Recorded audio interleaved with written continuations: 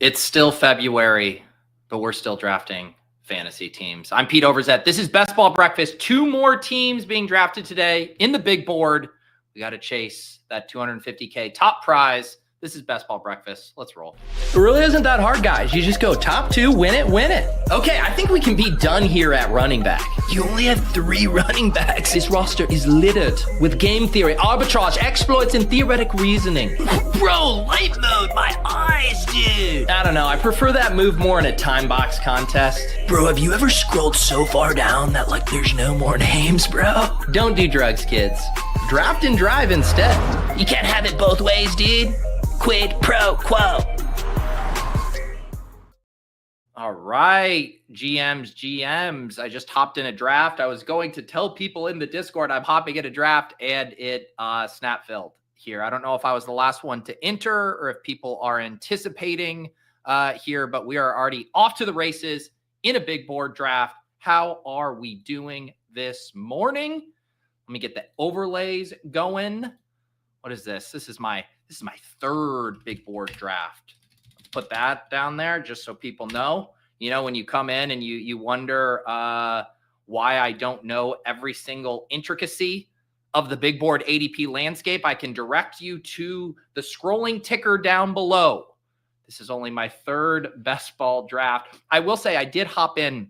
I saw the war room was filling, so I did hop in some of those slow drafts over there to make sure I could get my entries into those because I really like the structure of that contest. But otherwise, the only big board teams I've drafted were the 2 on stream, and then I did draft one with Davis on his channel last week. But we are on the clock here, and we started off Jamar Chase, Justin Jefferson, which means they want me to take a running back. They want me to take a running back. And I mean, when Saquon Barkley, slips 1 pick past ADP, you have to value hound it. You have to make retributions for your lack of drafting Barkley last year. And I'm sure what could go wrong? What could go wrong from fading Barkley at the 2-3 turn last year and selecting him at 103 this year? Nothing can go wrong. What is up to the chat here? Brett, we got Tyler, we got TCD, Chad Candles, Bearcat, AJ, we got Steven. What is up? Bindles, Beesperf. Did I see your name near the top of the NBA leaderboard last night? I believe I did. Congratulations. What is up, Trev? What is up, Willis? The what? Nikki P. We got my guy Charlie, Poopa Frap. Paul in here. The war room slows our friends and family. Yeah, I did see you in one of mine there, Paul. Tyler says the piss is flowing strongly early in this room. Yeah, once you get Justin Jefferson jumping those first 3 running backs there, we got a piss boy in our midst. We got Denver 1812 becoming a YouTube member. Welcome to the YouTube member family. I did another premium show on Friday night with Blender. I posted a clip of it on Twitter. If you missed that, he had a very funny rant about all of Davis's affiliate links, but highly recommend those shows if you guys become YouTube members. At the Best Ball Value Hounds tier, you can get access to those. The week previously was with Pat Mayo, kind of inside baseball industry, meta content conversations with people around the industry that I'm interested in talking to. So we'll keep those rolling throughout the offseason. We got Cooter Doodle in the chat. Pete drafting running backs. Who the fuck is this guy now? I'm scared. Yeah, we're doing a Fantasy Life early mock draft as well, and I took Barkley in that one. And everyone's really worried about me, if everything is okay. But yeah, I'm drafting Barkley. What are you going to do about it? What is up? Copy, paste. Anthony. Yeah, I almost made this joke. Zach says drafting with Davis doesn't really count when he snap picks before you can talk. It's like Davis, we're going to go draft on his channel. And then I just realized I'm just watching him draft. I'm like, what the fuck am I even doing here, brother? We're not even going to discuss these picks? Go subscribe to Davis's YouTube channel so he doesn't have to work at State Farm. Also, Davis, Karain, and Mike Shope will be live right after Best Ball Breakfast at noon Eastern today to do ADP chasing. What's up, GMs? Yes, need a Pete Spags collab. Definitely want to draft with Spags here. Am I in the NBA playoff best ball streaks? Not yet, but we're going to do a show on it tomorrow for Off and On the Clock. So that'll be my initial dive into that contest, and then I'll get hooked. I love the playoff best ball formats, both NFL and NBA. And I should say too, like this year, I know more about the NBA than in previous years because I've been playing the dailies. But even then, if you understand the macro strategy concepts of NFL playoff best ball, you can easily port that over to NBA playoff best ball and have a lot of fun. So join us tomorrow on Off and On the Clock for kind of an intro 101 overview of that contest. And then, yeah, we'll be off to the races. Blender is truly 101. Yeah, he is a blast. And I barely had to talk. I wrote that on Twitter, and it's great. I just asked like one question every 15 minutes, and he just provides all of the content. It was really a nice break for me.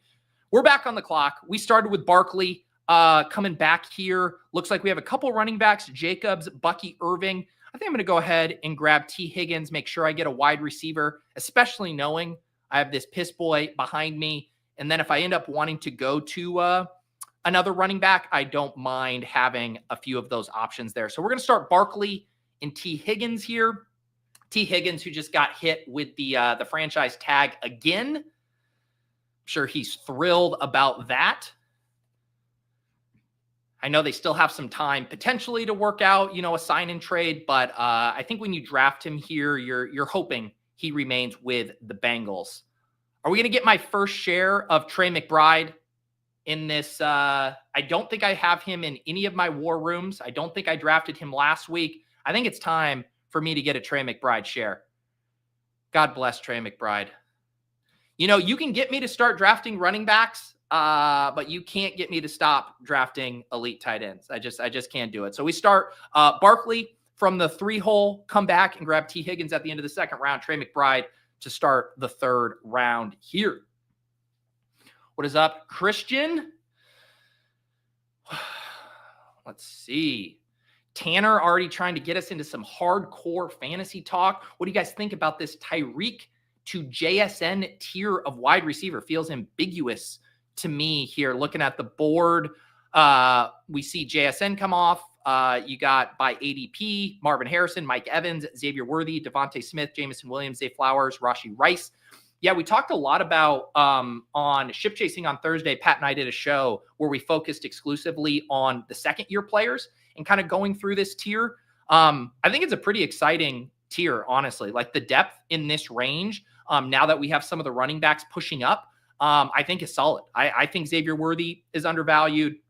Devontae Smith, the discount you're getting on him relative to where he had been drafted in previous years as a late second-round pick, the ascension of Jamison Williams and him kind of growing into more of a complete player, Zay Flowers, I feel like his ADP would be higher if it weren't for some of his kind of injuries down the stretch of the playoffs. He was having a really nice breakout season there. So I think this is a nice range. I don't have too many issues with these guys going here. I think I need to pour some coffee, though, to get us going here. I made my second pot of coffee just for you guys, just for the ASMR freaks. So let's do it here.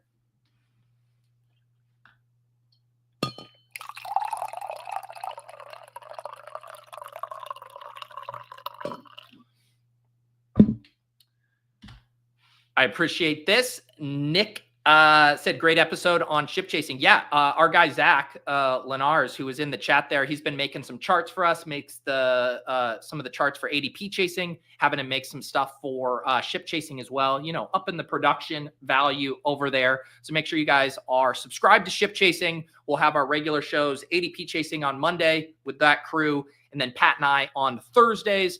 We'll be bringing some guests by here as well as we kind of enter the heart of, early playoff or early best ball drafting and dynasty season as well.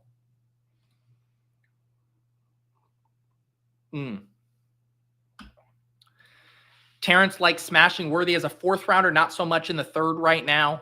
Yeah, he just went in the early fourth of this draft. I think he firmly belongs in this grouping here. I was talking with Pat, like I kind of prefer Xavier Worthy to Marvin Harrison.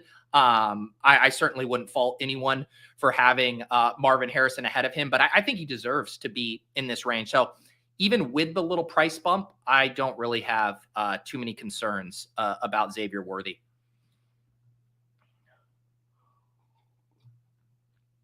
I think you're projecting, Tyler. Tyler says, are we ASMR freaks? That's like saying, are we really best ball sickos?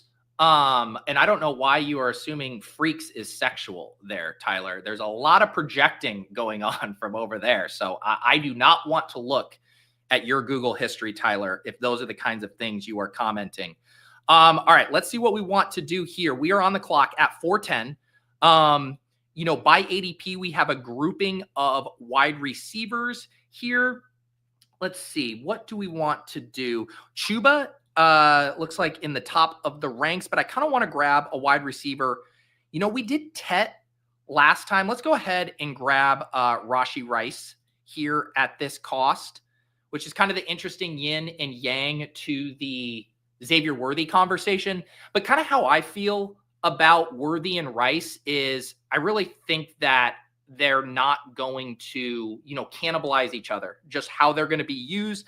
I'm really kind of working under the assumption that Rashee Rice is going to take over for basically the Travis Kelce role there. And then that Xavier Worthy breakout we saw is going to mean there's plenty for him as, either the 1A or 1B in that offense. So I think the fact that we could be getting kind of a nice discount on a really, really strong 1A, 1B in an offense with both Xavier Worthy and Rashee Rice is something to attack. I know there's some concerns about Rashee Rice being full strength for next year, but I think at these prices, especially if Kelce ends up bowing out, although I know he's saying he's threatening to return at this point. Let's see. Chuba does come all the way back. He would have been the guy I was going to think about selecting there anyway. So let's do the second running back selection here at the start of the 5th round. And now our team through 5 rounds, Barkley and Hubbard at running back, T. Higgins, Rashee Rice at wide receiver, and Trey McBride at tight end.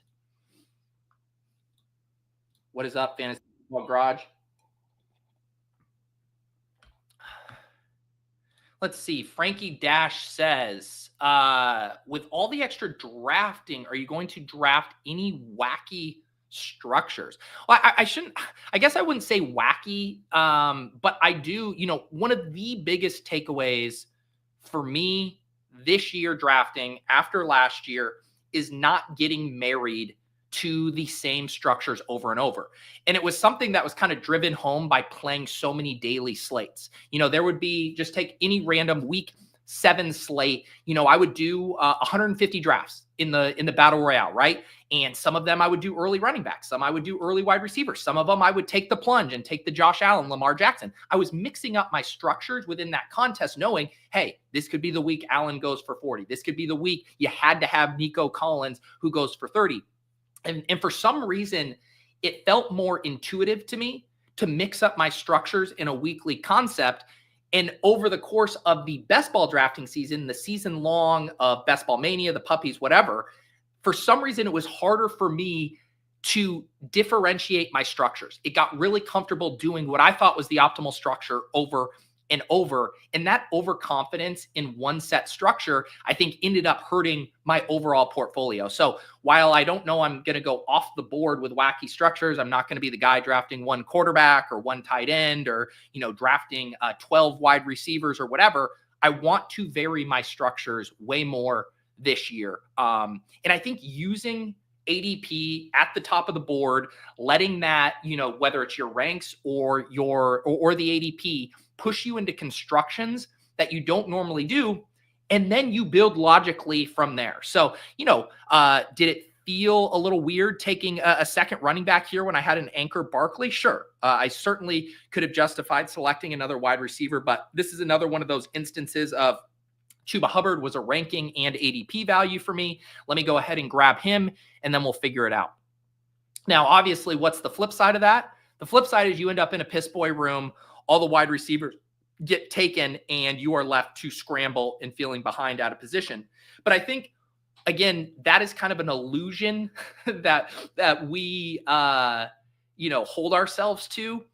because how many times year after year do we see, hey, there are breakout wide receivers in rounds 10, 11, 12, 13, 14. It is possible. You are not dead. Your team is not dead if you don't have X amount of, wide receivers by a certain round. We know those kind of historical trends point us in the right direction, but it doesn't mean that there aren't exceptions to it. And I think you can mitigate some of those historical trends if you are scooping up big ADP value, big rankings value, attacking maybe inefficiencies in your specific draft. So that was a long-winded way of saying no wacky structures for me, but you're going to see me mixing up my structures, I think, a lot more this year. AP, worried about Rashee injury or suspension. Price feels rich, all things considered. The thing is a lot of the stuff with the suspension, once again feels binary to me, as far as like it either will happen or it won't happen. If it does happen, is it going to be at the front load of the season? In these contests, I'm willing to take on some pretty big risk in that if Rashee Rice returns and plays a full 17 games or is playing at the most important time of the year, I'm going to be pretty excited to have him at this cost. If you didn't have these concerns, Rashee Rice would be a second-round pick, right? I mean, that's where he was going last year, obviously pre-Xavier worthy breakout, but I think the market would be very, very into Rashee Rice without those concerns. So I think you're getting enough of a discount to take that plunge. All right, we're back on the clock at pick 610 here. Does look like we have some running backs as best available. The two teams behind me both have one running back, 4 wide receivers. I kind of like this next little pocket of wide receiver here. So I think I can go ahead and take the ADP value, the slight ADP value in TreVeyon Henderson. He can be my first rookie here. And speaking of mixing up structures, here we go. 3 running backs through 6 rounds: Barkley, Chuba, TreVeyon Henderson, and then we just got the 2 wide receivers, T. Higgins and Rashee Rice, Trey McBride. And then I'll feel comfortable with one of these wide receivers here, or we could also grab Patrick Mahomes to stack up with Rashee Rice. But I think that might be pushing it a little too much. I think this should probably be a wide receiver. And I did read this room right. The drafters behind me go James Conner, Judkins, so 2 running backs there. UD Llama goes TJ Hawkinson. We'll see what Ritter does here, but I think this is a spot for me to get another wide receiver here. The Mahomes pick is interesting, but I think we push it. We're not going to be able to stack up Higgins with Burrows already gone. Kyler could potentially make it back to us with Trey.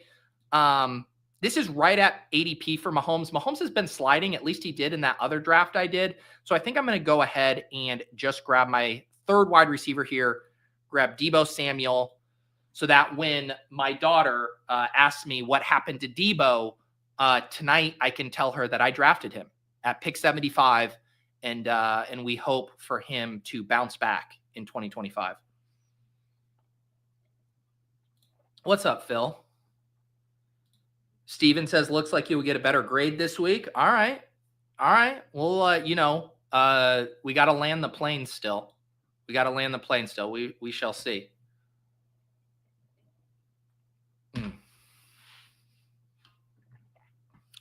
Am I competing with Cozy Cottage again today? Now, that's a good question. If you guys missed it, what was it? Was it last week? Was that last week or was it 2 weeks ago?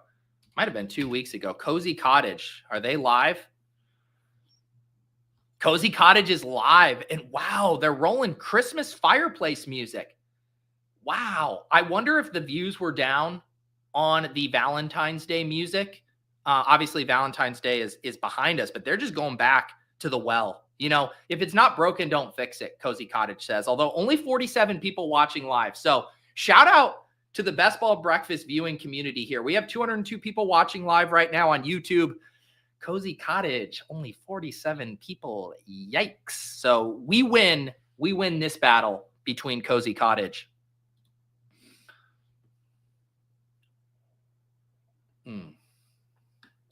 Doing weird stuff is what the big board is for. See, this is what happens. Like a bunch of you guys have already drafted a ton of these, so you're already bored. you know, with the GTO structures, the traditional structures. So now you guys are at the point of your drafting off season of already wanting to get weird. This is just my third team other than my slows going on right now. So I'm not quite to the point where I'm bored and having to do really weird shit.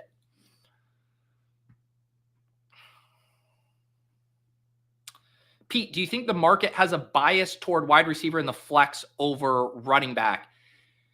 Yeah, I think it's an interesting question. It's hard to untangle that in that wide receiver is more valuable just based on the roster settings of it needing to start 3 wide receivers as opposed to only 2 running backs. So there is a race to fill the wide receiver slot that I think might get jumbled up with what it means to win the flex. But I think it's a fair point that there's sometimes that compulsion to want to continue to stack wide receivers, even in a range where if the running back is the best pick or best value, and it's able to hit your flex, you know, it's not like your 5th running back. I do think that can be undervalued. And that's certainly been how the market has treated things, where everyone is worried not to get their wide receivers. And then sometimes it swings too far in the other direction where you are passing on running back values who could, in fact, be hitting your flex.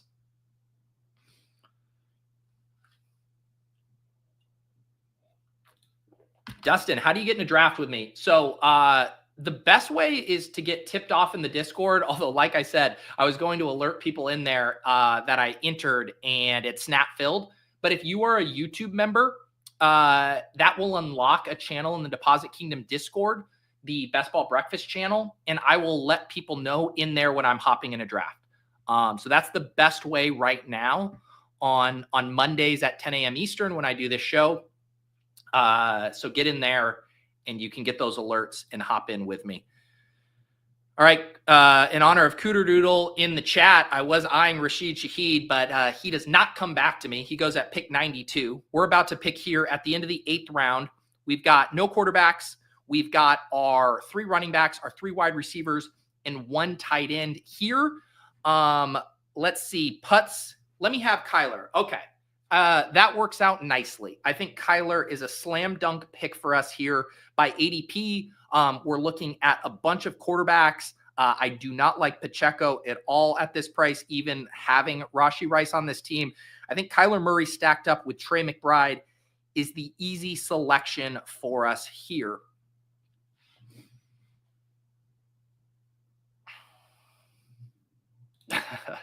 Pete's blowing down the cozy cottage like the big bad wolf in that straw house. One of my daughter's favorite puppets right now is the big bad wolf. So I've gotten lots of practice being the big bad wolf. So that analogy stretches even further. All right, 2 quarterbacks and 2 running backs go behind me here. Let's see. Do we grab another tight end? We don't have any other stacking things. I think we're going to take Darnell Mooney. A guy I did not select hardly at all last year, but I was impressed by what I saw from Darnell Mooney consistently. A big part of their offense, had that big playability, had a decent floor for a guy who I think traditionally we thought of as more of a boom bust player. So I will grab Darnell Mooney here as my wide receiver 4. And now we got a little 1-3-4-1 rolling through 9 rounds. Kyler Murray at quarterback, Saquon Barkley, Chuba Hubbard, TreVeyon Henderson at running back, T. Higgins, Rashee Rice, Deebo Samuel, Darnell Mooney at wide receiver, and Trey McBride at tight end.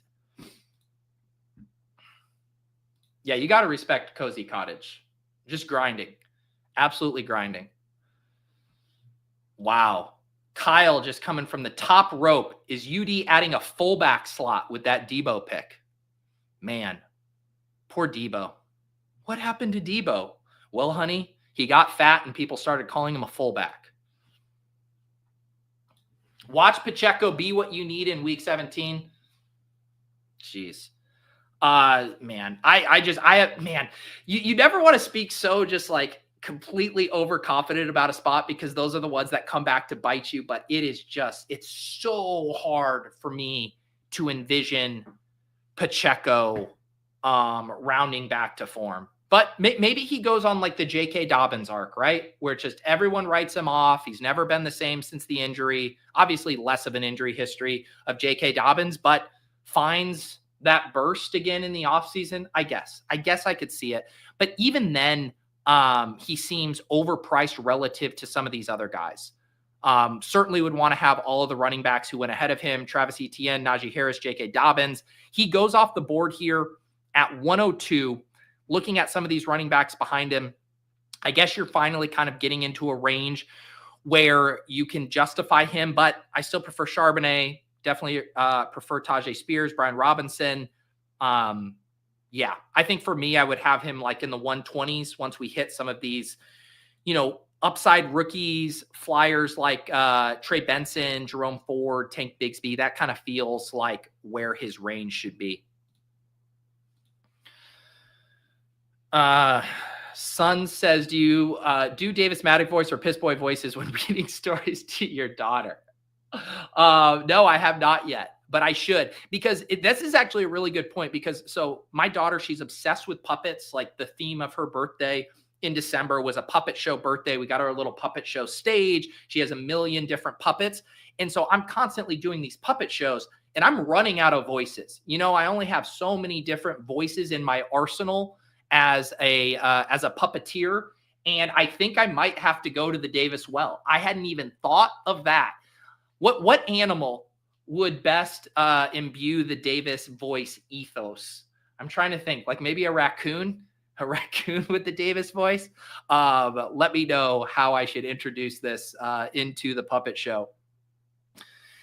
Have you balanced your bedtime story portfolio with a few Goodnight Moon shares? No, she is still. I talked about this last week with the Curious George books, and it's this Curious George Flies a Kite book that she's obsessed with. And both my wife and I, we like kind of try to hide the book at night because she has 8 other Curious George books, ones that have way more cohesive narratives. And we'll hide it, and she'll know. She'll immediately know. Nope, where's Curious George Flies a Kite? So yes, she has not balanced her range whatsoever. She knows she gets 1 Curious George book a night because those are longer, and then we'll let her do 1 or 2 shorter books. But she will not let go of this Curious George Flies a Kite bit right now. Many are wondering, Bindles asks, who is grinding harder, Davis or Cozy Cottage? They're both putting in the work. They're both putting in the work right now. I wonder, Davis should do that where he just like creates a channel where he uploads all of his previous drafts and then just plays them on loop as a separate video, just kind of a snake eating its own tail of content. It could be a good idea. All right, we're about to pick at 10-10 here. The value of the board certainly looking like quarterback here. We have quarterbacks, some running backs, another tight end here. Is this a spot to take like a Drake May, or, where's Michael Penix in here? He's a little bit further. This is a place where I don't want to get shut out on the run. This would also be a place to grab another wide receiver here. What do we want to do? I do like Christian Kirk. Let's just reach a little bit for Christian Kirk. He was this is actually my first share of him, despite writing up that I liked the prices on the Jags a ton. Definitely reaching ahead of ADP here, but considering how flat this is at quarterback, and that I would have options to do Trevor Lawrence with Kirk, Penix with Mooney, I think I'm okay just locking up my 5th wide receiver there. And now it'll be kind of which other quarterback do I want to take? So the turn does go Trevor Lawrence and Evan Ingram. So I think this is going to be a Michael Penix pick for us. He's right in this range. We bet on Darnell Mooney. I think we grab Kyler and Michael Penix as our 2 quarterbacks here through 10 rounds or 11 rounds. Yeah, I think that's the pick. So we'll get the 2 quarterbacks, and with how fast these quarterbacks fly off the board here, I could be really kind of boxed out by the time it comes back around. And now we're at least kind of securing a couple stacks here with some of our pass catchers. So feel good about that. Through 11 rounds, we got Kyler with McBride. We got Penix with Darnell Mooney. Our running backs are Barkley, Chuba Hubbard, and TreVeyon Henderson. And then our other pass catchers, T. Higgins, Rashee Rice, Deebo Samuel, and Christian Kirk. Going to need to start drafting some rookies, though, right? TreVeyon Henderson, our only rookie. Catching up on the suggestions of what animal I should be for David. Zebras make really weird sounds. So that's an interesting one. Porcupine, I like that. Chupacabra, Lion King hyenas. What's up, Kendrick here? The audio listener gang, stand up. Yes, as always, trying to service our audio listeners here. If you guys need to catch these on the go, I do post the audios for all of these shows on the In a Vacuum podcast feed. If you just search that in your podcast app of choice, you can get subscribed to that. I'll also drop, off and on the clock episodes in that feed. We will never, ever forget about you wonderful audio listeners. Let's see here. Dustin, how do you feel about Dak Prescott's ADP? I have no problem with it. ADP of 122. Looks like the leg up guys are ahead of market with their rank at 113. He's still on the board here at 129. Definitely getting a discount on him relative to last year. You kind of know what you're getting from him, but I think he's the kind of pick that has a lot of value in best ball, right? He's not going to lose his job. He has some single game ceiling, has a pretty good floor. Is he going to break fantasy football? Does he have outs to finishing as the top 5 overall quarterback? Probably pretty thin, right? Unless they were able to get, another significant weapon in the passing game. But in this range as your QB2 or QB3 in a platoon, I think it's a really solid, safe pick. It's just not sexy, right? There's nothing like super sexy about clicking Dak Prescott right now. But yeah, I have no problem with it. Josh is workshopping my next puppet show. Davis is the big bad wolf. There's a straw house. The pig is a 0 RB bro. The stick house, pig hyper fragile bro. And the brick house is pig robust RB bro. Man, I like it. I don't know if my daughter would like it. It might be a little too conceptual.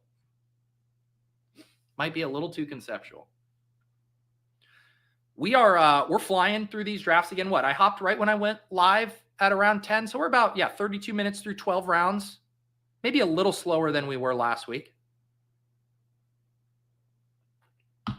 If you guys are new to the channel, make sure you hit the subscribe button. I do a couple regular shows throughout the week. Obviously, Best Ball Breakfast, Mondays at 10 a.m. Eastern. We're going to do Off and on the Clock. That's the show I do with the Badge Bros every Tuesday afternoon at 1:30 Eastern. And we're going to kind of cycle around doing different sports. Last week, I dipped my toes in the Major League Baseball streets there. We drafted a team on Underdog. So if you're looking to play some season-long MLB on Underdog, highly recommend that show. I was kind of the proxy for those of us who have not done any baseball this year. So I got a crash course there. Thursdays, we do Lulz with Brick 75. That is a kind of inside baseball DFS / sports betting show. We've had a string of guests from the in-game syndicate these past few weeks. Nerdy Tenor, Ship My Money, and then most recently Uticow. Really, really good show with all of those guys, but most recently Uticow. I think if you're playing any kind of form of DFS, there's some really good nuggets from Uta on how to think about where edges are perhaps drying up and where you might be able to find new edges in this current landscape. I'm certainly taking some of the concepts he talked about and thinking about it through the lens of daily games. So highly recommend checking that out. And then the After Dark shows. The past two have been on Friday nights. Those are premium shows for those of you who are YouTube members in the Best Ball Value Hounds tier or higher. And those are always, hour to hour and a half shows for those of you who are YouTube members. All right, we are now on the clock here. You know what? I want to do this. I have not been able to select Travis Hunter yet. Again, I've only done so few drafts, so haven't had many opportunities. I want to draft Travis Hunter. This is 10 picks past ADP, so I can value hound it. I don't see like a huge opportunity cost. At this position, it's some fringe tight ends, some fringe running backs. I want to draft goddamn Travis Hunter. Let's do it. Let's do it. My first share of Travis Hunter. Obviously, one of the most like fascinating situations we've had with a rookie in a long, long time. I almost want to make a Deposit Kingdom video about it because I just think it's wild how he could either be the absolute best pick on the board or one of the worst picks on the board, depending on how things shake out with his landing spot, how the team wants to deploy him. But I think at pick 142, I think it's a pretty good risk reward proposition for what many people consider, the second, third overall player in this draft pool. I think this pick is kind of easy for me here as well. Trey Benson is at the top of the board here for running backs, both by my rank and ADP. I already have Kyler Murray, which means I can say one of the classic best bro lines. Why don't we continue to build out our bet on the Cardinals with a Trey Benson selection? So we had Trey Benson here as our fourth running back and our third piece of this Cardinals offense with Kyler and Trey McBride. And now up to a 2-4-6-1 here with my third big board draft. Cooter is throwing out accusations that I am not actually drafting anymore, that it is a drafting clone right now. And her theory is that the real Pete is facilitating a book club and playing pickleball. That's where your thesis falls down. You had me with book club. You had me in the first half. Real Pete would never, ever, ever get caught playing pickleball. Can't believe you went Hunter over being a cokehead. Here's the thing.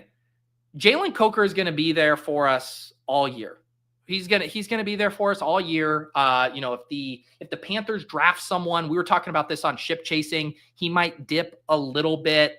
Coker's, I just think outside of training camp buzz, which certainly could happen, offseason buzz, he's not gonna move, right? But we're gonna enter a portion here with Travis Hunter news. As these nuggets come out about how teams are thinking about utilizing him, all of this stuff where I feel like his ADP is going to be really swingy in a way I want to embrace right now, especially when I'm getting a dip on it, right? Because I could see some wild swings in Travis Hunter's ADP. Because if you just told the underdog market right now, Travis Hunter is going to be a near full-time wide receiver, he'd be going 70, 80 picks earlier. Like, I want to open myself up to that wild volatility of an asset. Jalen Coker, he's a Vanguard fund. He's an index fund right there, right? Like, I'm going to be able to get Jalen Coker whenever I want. So that's how I feel about that. Don't come after me, cokeheads. I still want to endear myself to the cokehead community. I don't know if I quite yet self-identify as a full-blown cokehead, but I'm friendly with the cokeheads. I'm just pretty into this freaky shit with Travis Hunter right now.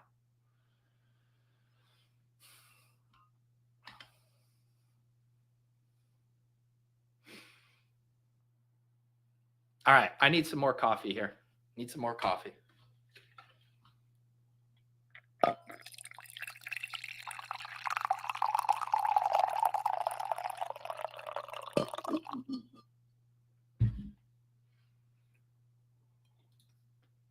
Pete made a running back drafting deep fake of himself to compete with Cozy Cottage 24/7. This is a test run.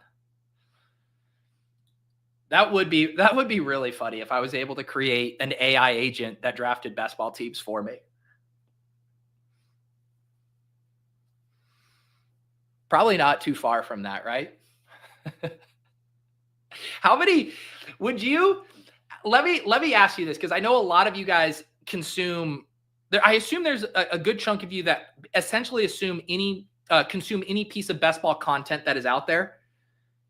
In these dog days of winter, when there's only a few streams going, would you guys watch a stream of an AI agent drafting a best ball team? How far would you go? Is that where you draw the line? Does it have to be a flesh and blood human, or is content's content, baby? And if there's an AI agent drafting, would you tune into that? All right, we are back on the clock here. Man, Adam Thielen. Are you serious? Adam Thielen. Jordan Whittington. Do I want to get on the Jordan Whittington train? We could do a tight end as well. Hunter Henry is in the mix here. Let's do some Jordan Whittington. We were discussing him on Ship Chasing the other day as well, because we were going through the year 2 wide receivers. And, at first you kind of balked at, him moving up on this Cup news. But then Coach Speak Index and Tyler were sharing some of the nuggets of McVay talking about Whittington. And I started to kind of really come around at this price where there's essentially no opportunity cost. At the around, 13, 14 range, ADP really doesn't matter. All of these guys have a similar probability of hitting. And I think getting access to a second-year guy that showed a little bit in year 1, who could be getting more opportunity, who the coaches like, especially here on a build where I wasn't as heavy on wide receiver in the early round, so I'm going to need to make up for it with quantity. I kind of like now how we built this out on the back half. And now I think I could grab my third quarterback here. I think that's what I want to do. I think we'll grab Stafford here. Even though I know there's some risk, right? Might not be with the Rams here, but I think not getting shut out at quarterback makes sense. And we can have the stack out there if he does return and plays with Jordan Whittington. So now we're up to 3 quarterbacks, 4 running backs, 7 wide receivers, and 1 tight end here. Structurally, I like how this is shook out. Kyler Murray, Michael Penix, Matthew Stafford, all of them stacked up, ... For now, we have the 4 running backs, Barkley, Chuba Hubbard, TreVeyon Henderson, and Trey Benson. Up to 7 wide receivers after that slow start there. T. Higgins, Rashee Rice, Deebo Samuel, Darnell Mooney, Christian Kirk, Travis Hunter, and Jordan Whittington. And then tight end Trey McBride here.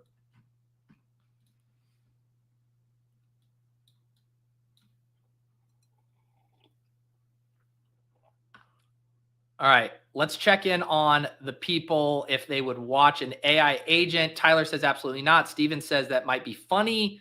Need human tilt. Let's see if I'm bored enough, maybe. Bindles has been an AI agent this whole time. Yeah, I think there's one way we could get Tyler to watch an AI agent. Maybe a Taylor Mathis agent. I think, how about this? Let's build out a better idea for this. What if there was an AI agent and at the top of the stream, the audience voted on who they wanted the AI agent to draft like? So you could have your Peter Overzet, you could have your Davis Maddock, you could have your fantasy football counselor.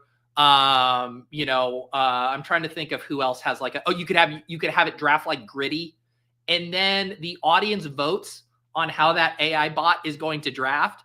And then everyone gets to watch it unfold in real time. And the AI agent has to shout out some of the personalities' catchphrases as well as they're going. Maybe there's some legs there. Walking. Oh man. Imagine that. I would like to get Davis's reaction if Taylor Mathis started streaming best ball drafts at the same time as his drafts. What the fuck? Now I have to go head to head with the walking drafts girl? Fuck.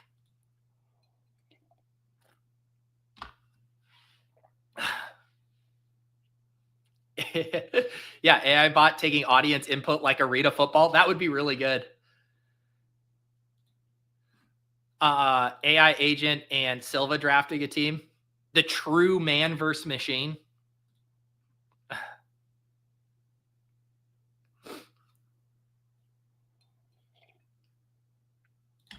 Tyler, I want to do workout stream drafts, but seems logistically tough unless you have a home gym equipment set up. Am I missing something?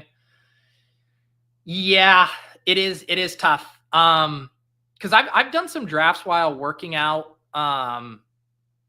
To get the audio and the video, you'd almost need like a multi-camera setup. I guess if you had one clean wide shot, you'd have to have a lapel mic to pick it up. And then essentially you'd be going to do a set, then coming back to the board. You basically have to keep coming back to the computer to do it. I think there's a way to do it, but yeah, it would be very hard at the gym for sure.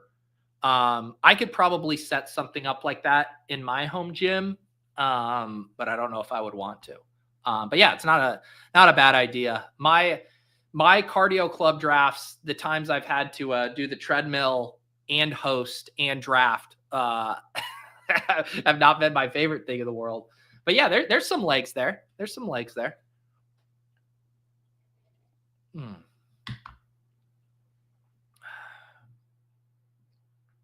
All right.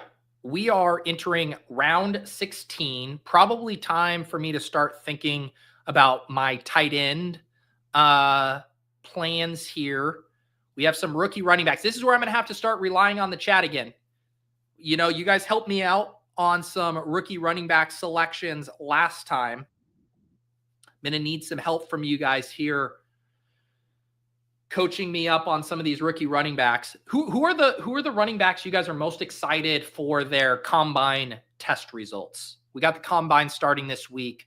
Who should I be looking out for? Who do we need to be faster than maybe they're expected to be to boost their profile?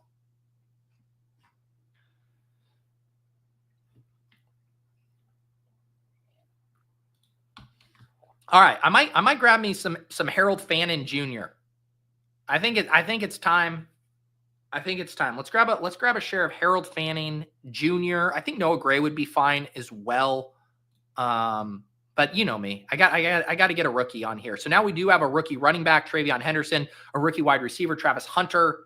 Actually, Peter, you have a rookie quarterback, and then a rookie tight end, Harold Fannin Jr. here. See, Steph, once again, you know, this is a community around here. We're all in this together. Steph comes in here last week, gives me a shitty grade, then comes in this week. I'm not going to give away such secrets. Get out of here, Steph. Don't make me put you in a timeout again. All I ask of my chat is to catch me up to speed on these prospects, and Steph can't even do that. Caleb Johnson and Scattaboo we're looking for. That makes sense. Trevor Etienne. Ooh. Do we do Michael Wilson? Someone in the chat mentioned Michael Wilson earlier. I do like Michael Wilson. I do like doing the big team bets in these underdog drafts. We got our second tight end. Let's go ahead and get Michael Wilson here.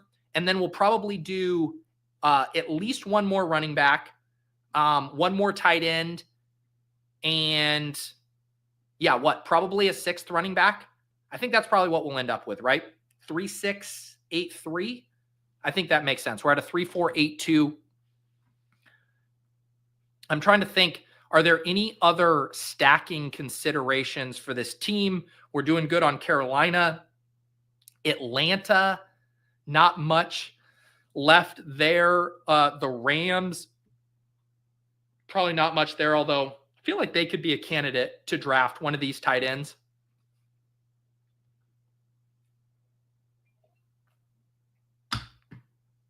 Yeah, Steph better be careful. Ooh, this is a good consideration. Steph says you might lose the waiver queen to Go Bills. Oh no, I'm worried we already did. I see this girl up in Buffalo drafting teams in the middle of February. I mean, what shows commitment more than willingly going to Buffalo in February? I'm worried about this. Yeah, maybe I do need to be nice. Just kidding, Steph. Love you. I never put you in timeout. That was an accident. LaQuinta Allen. I do like LaQuinta Allen. My guy Troy was right there. I know, but this is the perfect way to break a tie, right? On these young super flyer wide receivers. You know, if I had Bo Nix, I would have taken Troy Franklin, but I have Kyler. Let's go ahead and grab Michael Wilson there. Is Jordan James still available?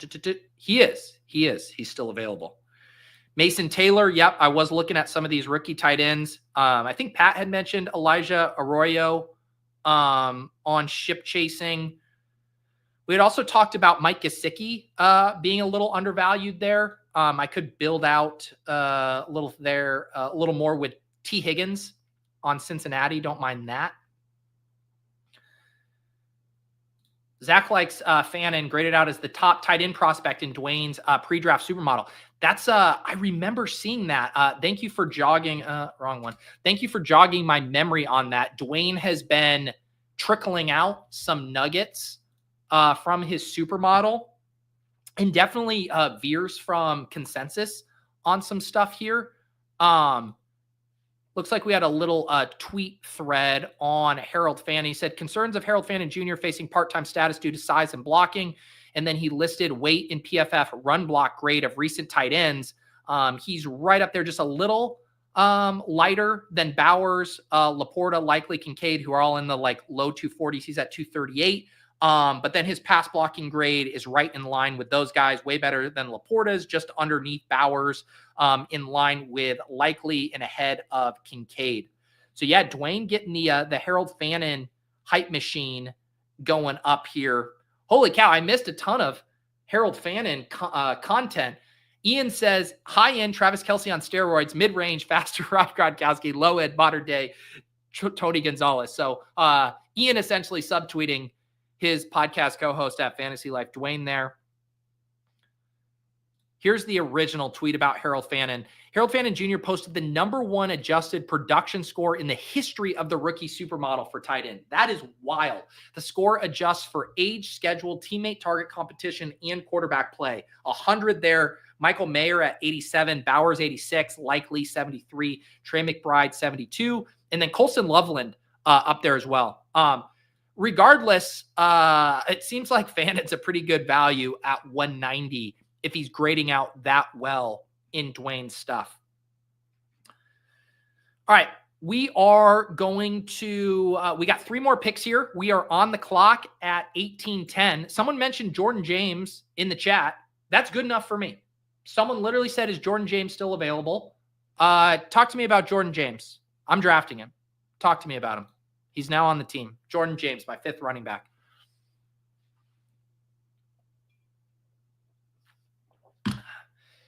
T-Bear coming in here with some measured analysis. Don't like the name Harold Fannin. Tough but fair, T-Bear. Tough but fair. Jordan James, supposed to be a workhorse back? Sign me up. Sign me up.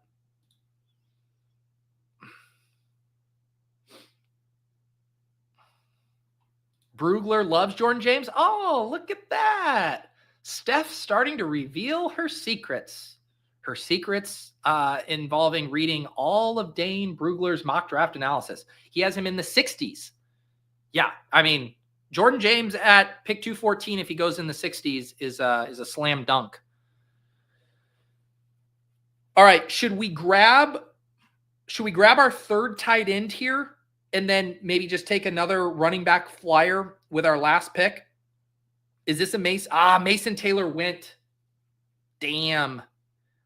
I still like the Gesicki angle. I think there's a couple ways Gesicki can get there, right? Like if they do work out some kind of sign and trade or whatever with T. Higgins, we know his splits without with T. Higgins on the field were monstrous, and then they were really involving him down the stretch as well. So I kind of like this.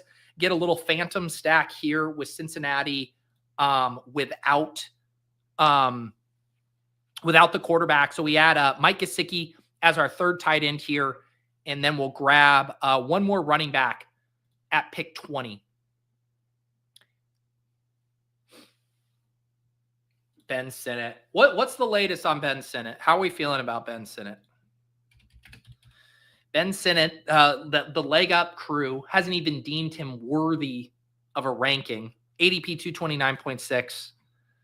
I think I'd be interested in taking some stabs in the last round on Jayden Daniels teams. I don't know how much I'd do beyond that. But we are going to, we'll grab a running back here for the chat. This is by ADP. Brashard Smith, saw a couple of you guys talking about him. Kareem Hunt, Antonio Gibson, Biashul. You guys are going to have to help me with that pronunciation. Biashul, Tootin, Will Shipley, LaQuinte Allen, a.k.a. LaQuinta Allen, Jaleel McLaughlin, Keaton Mitchell, Trevor Etienne, Khalil Mullings, who I believe is a converted linebacker, if I'm regurgitating my talking points correctly, Cam Akers, Jonathan Brooks, Sean Tucker. So we'll have some options at running back here.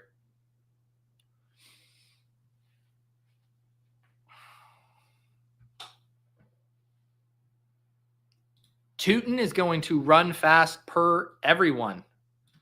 All right. Bayshell. Okay, that's easy. Thank you. Thank you. See what we can do as a community together? You guys can educate me about these prospects, about the pronunciations. Zach throwing some shade on Ben Sinnott. Anytime you can take the backup H-back to John Bates, you got to do it. But Zach, have you checked the tape? Did you see the fake punt catch that Ben Sinnott had in the playoffs? That's got to be worth at least a couple round ADP bump. Tugboat Tootin. My daughter has started to comment on her farts, and she'll categorize them. She'll fart and then she'll go, "That was a stinky toot." And so now when I see tootin', I just think of my daughter saying toot. So Bayshell has that going for him. Gesicki's price is egregious, right? I assume you mean in that he's undervalued. Yeah, I guess I don't know if egregious would be the word I'd use, just because it feels like a really flat tier. But yeah, I mean, like after Pat Freiermuth off the board, I don't know why he wouldn't be in the same conversation as Zach Ertz, Dalton Schultz. Obviously, I took Harold Fannin here. Yeah, I think you could argue he's a few rounds undervalued.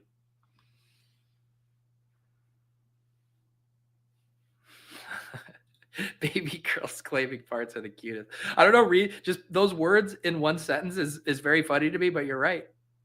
You are right. Am I firing up another draft? Yes, sir. Yes, we will. We will fire up another draft.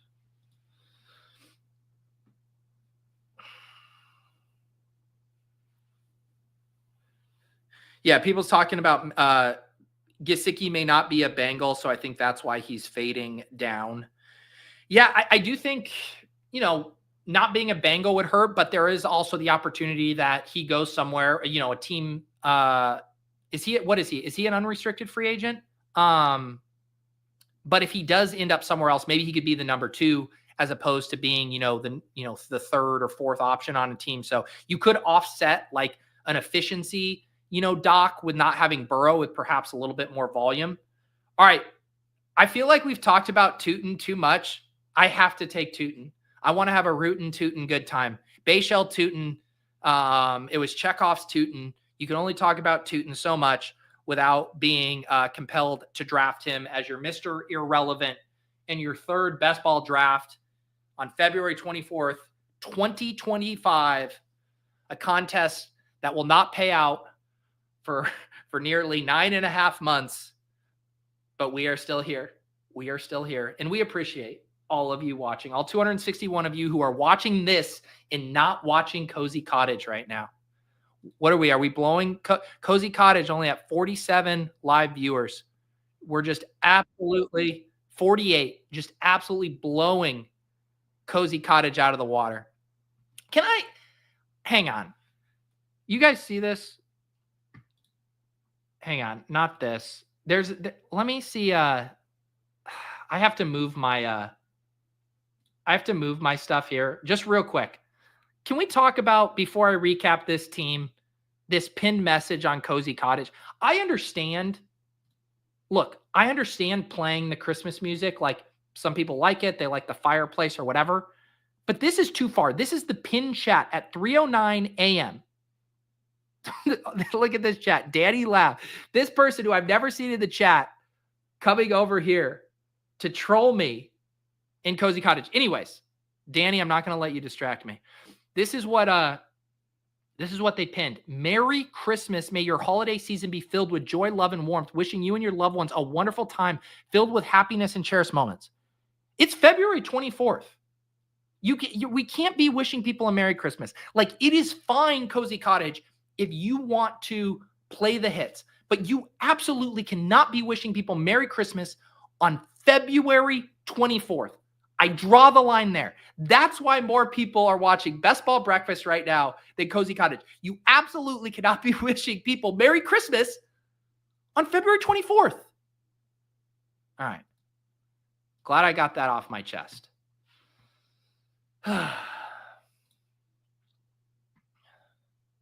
All right, here we go. Let's see. Let's recap this team. The team is in the books. Let's head over here. Got to name my teams. My third team to name here. I forgot to name these last time. What is this? What's the date today? 2/24. I've said the date like 3 times. How could I forget? 3683. Little Arizona, little ATL, little LAR. Here's the team for my audio listeners. A 3683. Please withhold your grades until I am done. Kyler Murray, because I heard he was going to grow 2 inches in the offseason. Michael Penix Jr., because it's impossible not to draft him and make a penis joke. Matthew Stafford, hoping that his wife doesn't want him to leave Wocafornia for a different state. Running back, Saquon Barkley, because we forgot to draft him last year, so we got to make up for lost time. Chuba Hubbard, because my poor, precious Jonathan Brooks is apparently dead. TreVeyon Henderson, because people told me he was a rookie I should draft. Trey Benson, because we were building out a bet on the Cardinals. Jordan James and Bashel Tootin, because saying Tootin is very fun. See all of this great rationale I have for these picks. Then my wide receivers, T. Higgins, Rashee Rice, Deebo Samuel, who someone called him a converted linebacker. That hurt both of our feelings. Darnell Mooney, Christian Kirk, Travis Hunter, because it's the funnest click on the board right now. It's either going to be a genius pick or an idiotic pick, and I wouldn't have it any other way. Jordan Whittington, because I fell prey to some recent coach speak. Michael Wilson, because you got to stack that bitch up. Trey McBride, because I am still and always will be an elite tight end slappy. Harold Fannin Jr., because I learned he broke Dwayne's tight end supermodel, and Mike Gesicki, not Gesicki, Mike Gesicki. That is the third team I have drafted in the big board. You may now give me your grades for this team. You may now give me the grades. Let's hear it. I need honest grades, not shock value grades. Honest grades. Honest. Fair.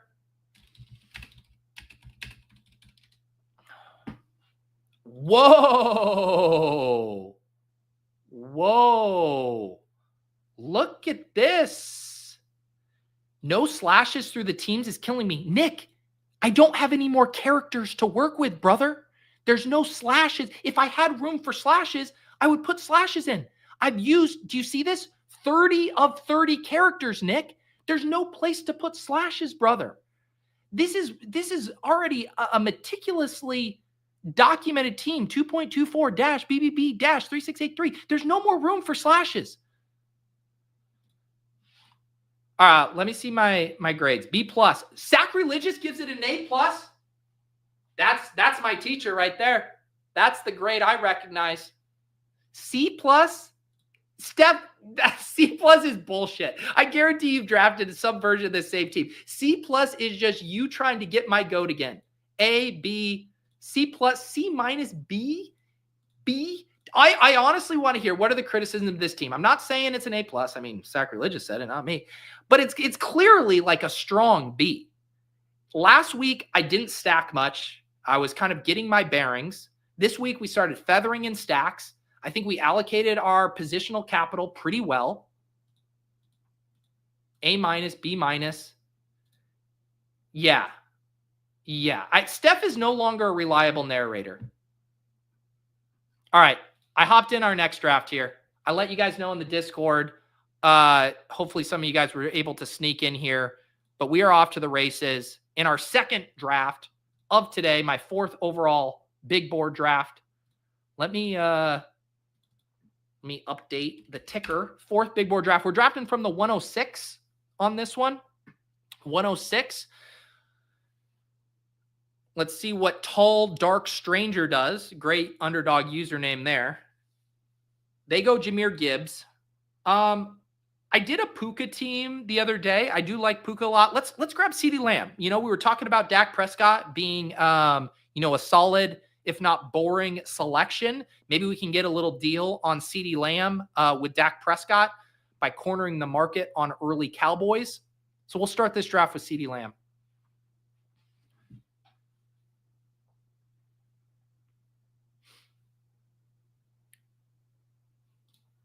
Debo and Rice are tough and poor ADPs. Tough and poor ADPs. What does that mean? I think I actually disagree on the Debo, and I think the Rashee Rice is going to be polarizing just naturally because of both the injury and the suspension risk. Like, it's going to always be hard for the market to agree on how to value. But with Debo, again, we're talking about a guy we were drafting in the second round that did struggle with some injuries again, which has kind of been par for the course here. I think there's lots of ways that you're buying kind of the dip on his value. I mean, the last time he was priced around this range was before he broke out. I believe was that year 2 when he had his breakout. So I don't mind the price on Debo there. And I think you have some different outs, whether he returns or finds a new location. Unbiased grade is a C+. I'm sorry, Tyler. Even though that you're attaching this with a super chat, we are not condoning anything that isn't a B or higher. The people spoke, and the C+ people are just trying to show off. They're just trying to get attention. They're trying to get my goat. Everyone knows that was a B team at worst. You're not worried about the fat Debo memes? No. I am meme. Fucking Elon. I am become meme. Good one, Elon. Good one. All right.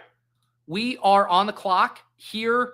Lad at the top of the ranks, top of the ADP. I like some Lad here. Let's do it. CeeDee Lamb and Lad McConkey.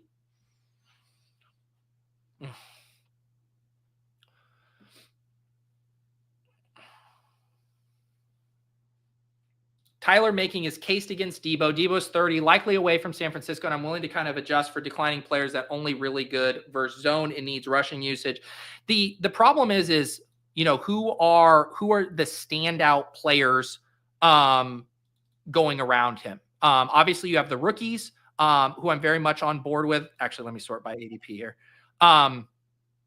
You have the other San Francisco guys. It is funny that the market is just putting all 3 of these San Francisco guys together, and then you're in real flyer territory with like McMillian, Shakir, Myers. So I think he's well priced there. If you wanted to talk me into just always slamming the rookies, Egbuka in this range in Burden, certainly wouldn't fault you there. But I don't think his price is egregious or anything.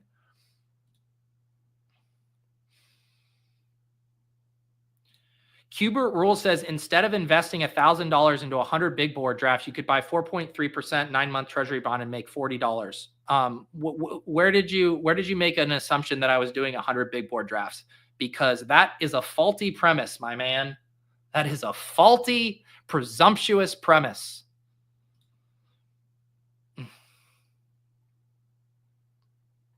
Jennings over Debo every time for me.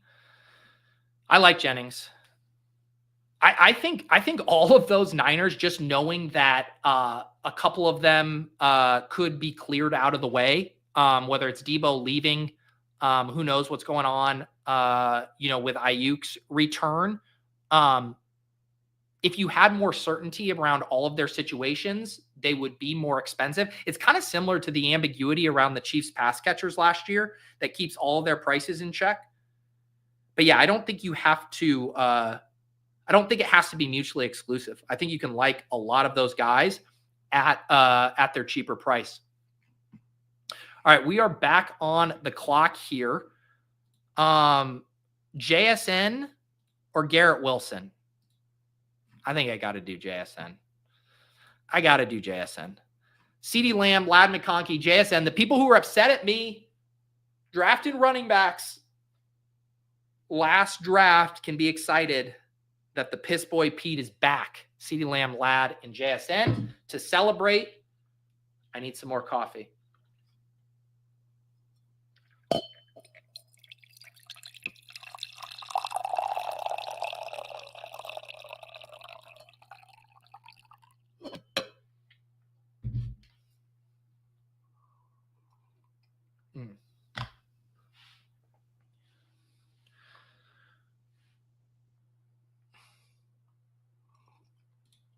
MT Mr. Revolt memes took Debo Price to a range where there's little risk to gamble on. Maybe pneumonia affected a pro athlete. It is funny, right? The same memes that just nuked Keenan Allen's price last year because it was funny to talk about him gaining some weight.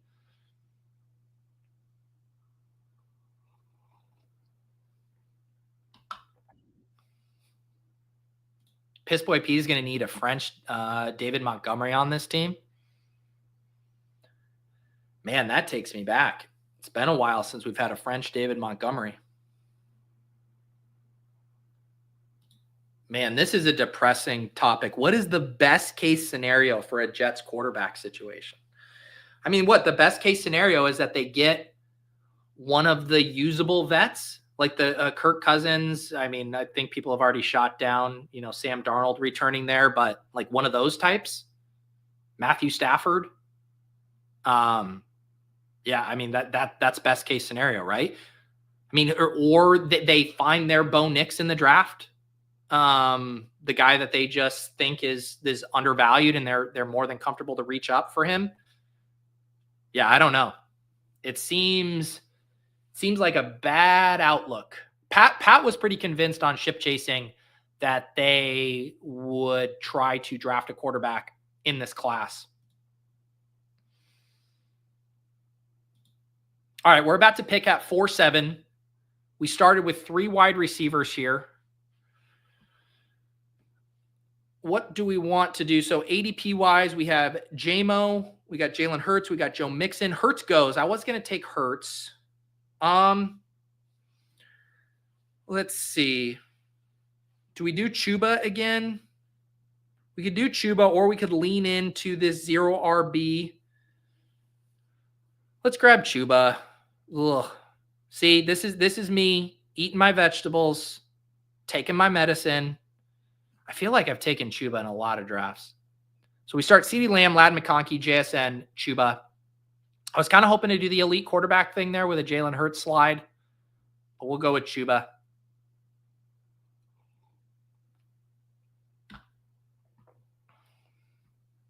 Jackson Dart. Yeah. Chad says one day we're going to find out Pete just has a coffee pour sound effect queued up and there's no actual coffee being poured. Honestly, that would save me. Like, it is the bane of my existence on Monday mornings when it's like 20 minutes before the show starts and I've already had enough coffee for the day. I was up at 6:30 this morning. I already had plenty of cups of coffee. And then I'm like, fuck, I need the content coffee pot. I need the coffee for the show. Then you run up and make it. So if I could just find a way. No, I would never do that. It has become a character on the show. Like the city of New York in a Woody Allen movie, the coffee pour is part of the show. I need to find a better analogy than the city of New York in a Woody Allen movie now that he's canceled.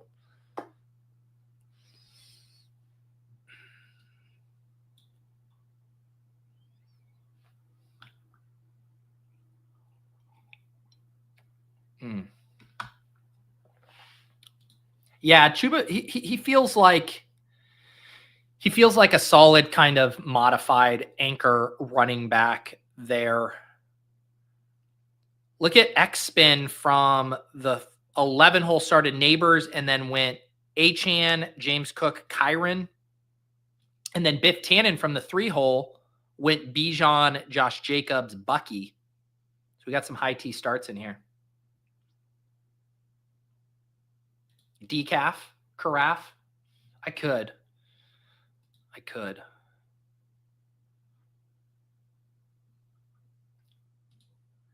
Is it a temperature thing? Could just do a pot of water. I think the chat, people got mad at me when I did an iced coffee pour.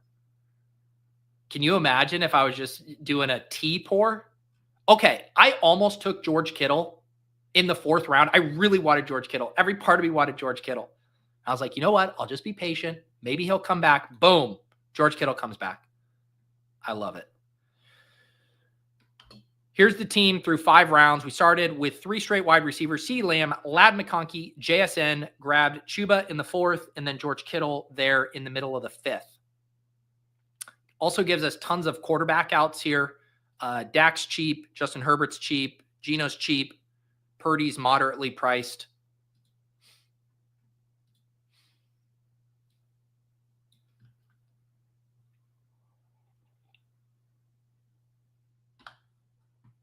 Speaking of bits, do we not feed the Ducks anymore? Generally, I just forget. But I'm always happy to play the Ducks. I will say it's like slightly polarizing. I think more people like it than who don't. But generally, I'll always get like a random comment of people who get really mad, like on the audio feed with it. So I try to meet everyone in between. Do like a low-level Ducks. Let me see here. How's that? It's like, servicing these audio listeners, they start to get entitled, man. They you got to recap your picks, but also don't play the Duck music too loud. Also, when are you going to upload the file? I'm telling you, I love the audio listeners. I do. I will always service you guys, but they are a bit of an entitled bunch.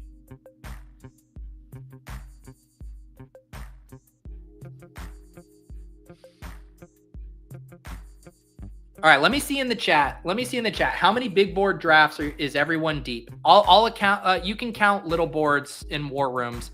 Just on Underdog, how many pre-2025 NFL draft best ball contests have you guys completed on Underdog? I want to hear the numbers. Slows don't count. Has to be completed in the books. Let me hear.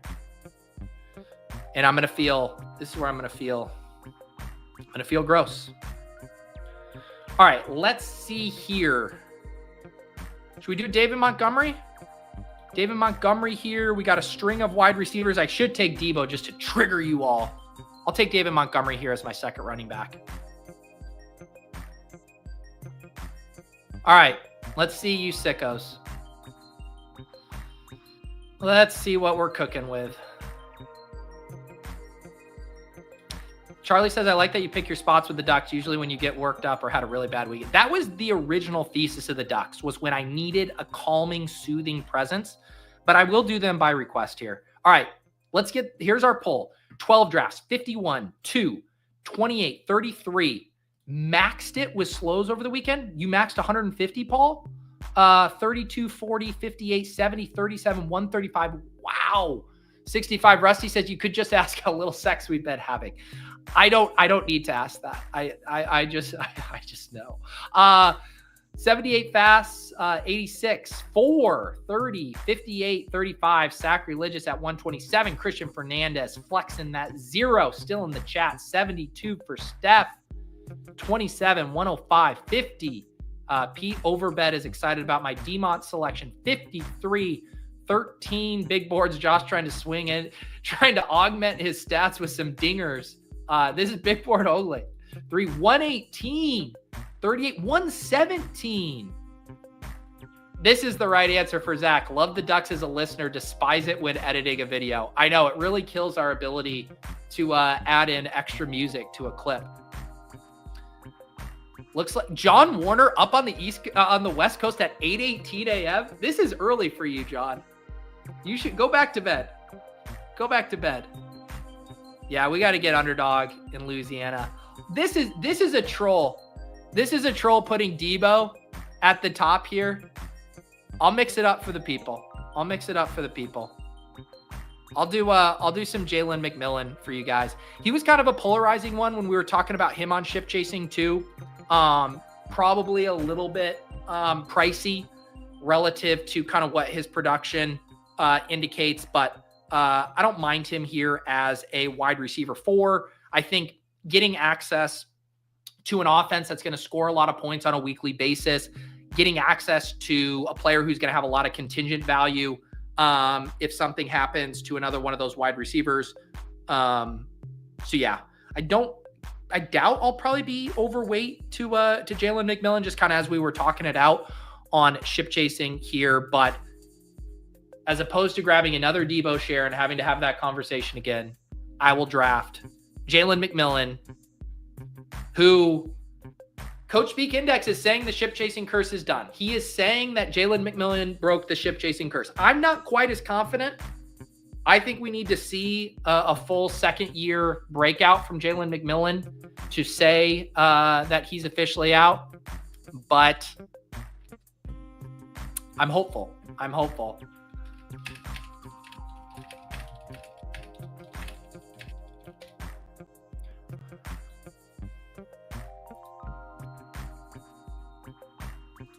KZ hasn't done any graphic for MacNova in the golf streets. Ooh, Christian's in his first right now. Okay, welcome back. Well. Take it up with Coach Speak Index. David says, love to break the ship chasing curse with 1.3 yards per route run. Take it up with Coach Speak Index. He spent a lot of money on those Pirates to break the curse, and he says the curse has been lifted.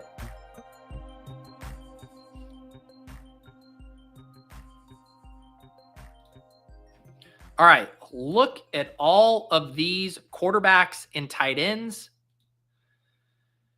Bo Nix at the top here. What's behind me? We have no quarterbacks selected on a few of the drafters behind me. Animal Pants takes Pacheco. I think this is a Brock Purdy, right? I mean, this is a pretty flat tier here. Maybe I could push Brock Purdy, but there's so many Niners drafters here. All the Niners drafters are ahead of me. A Jennings, an Ayuk, a Pearsall. There's no way that Purdy's making it back on the wrap. And I think I want to take Purdy. All right, Purdy with George Kittle there. And then we can play it. See what comes back.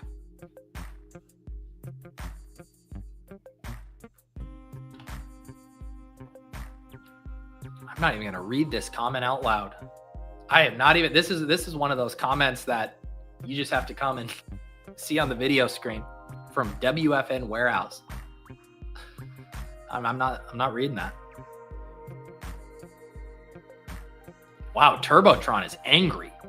It sure as fuck wasn't Jalen Polk or Roba Dunze. Wow. People are, I think you need some duck music, Turbotron.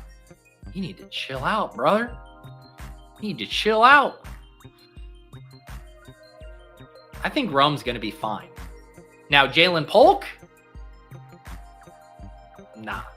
I think that is done. Dead.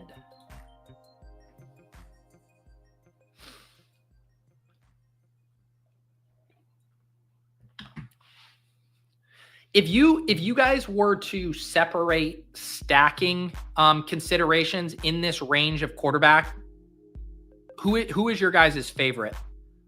Just for reference point, we had Baker, Brock Purdy, Jared Goff, Bo Nix, Caleb Williams. Like, of these 5 who went in round 8, again, remove stacking considerations just in a vacuum. Subscribe to it on your podcast of choice. Which one of those guys is your favorite?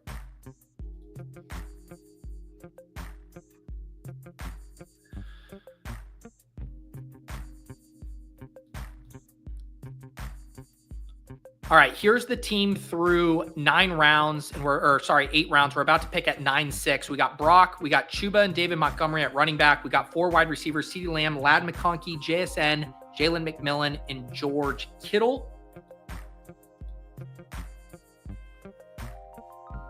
I really don't really want to do Darnell Mooney again. See, now I'm getting bored already with picks I've already made. I think I'll go Zach Charbonnet here. We already took JSN. We can keep Geno Smith in our back pocket. Let's do JSN. I think I could also make an argument to grab Herbert, but with like Dak and some of these other with Dak and Geno later, I think I could sit on quarterback. Yeah, let's grab Charbonnet as our 3rd running back. A little weak at running back through 9 rounds. So we'll add Charbonnet to JSN with our Seattle fellas.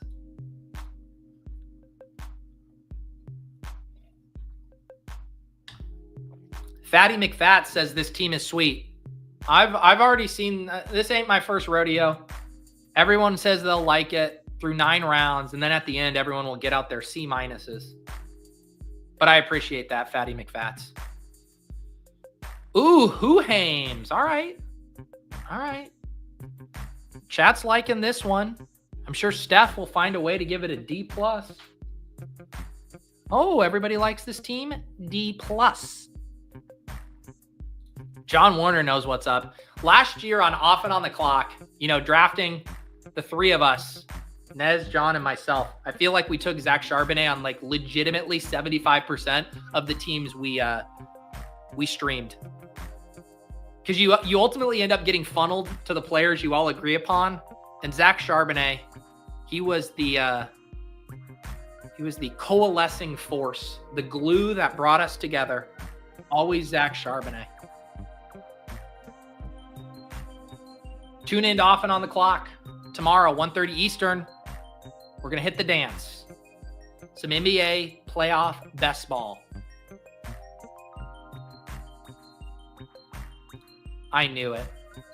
You know what, Steph? Maybe time for you to start posting some of your teams. Maybe you start posting some screenshots of your team so I can grade them. We'll see how you like it. We'll show you what's up. We will show you what's up. You're not honest. You're mean. You're mean, Steph.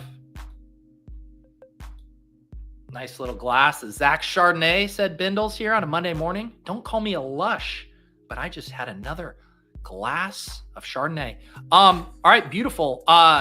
Justin Herbert here, I think stacked up with Ladd. I was considering Herbert when I took Zach Charbonnet, but with both him and Dak in our back pocket here, who do you guys prefer for this team? Herbert or Dak? I mean, Dak obviously stacked up with our first round pick. Herbert, the better rank in ADP. I think I'm just going to take Herbert. But if Dak falls back to us, we could just we could go Dak with our third. But yeah, we select Herbert here.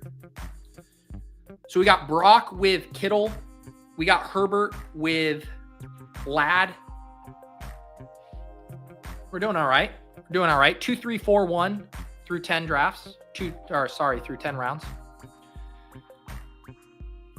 Immediately following this stream at noon Eastern, you guys can hop over to Ship Chasing to watch ADP Chasing with Davis, Pat, and Mike Shope. They're going to be talking about round 1 today, talking about the combine.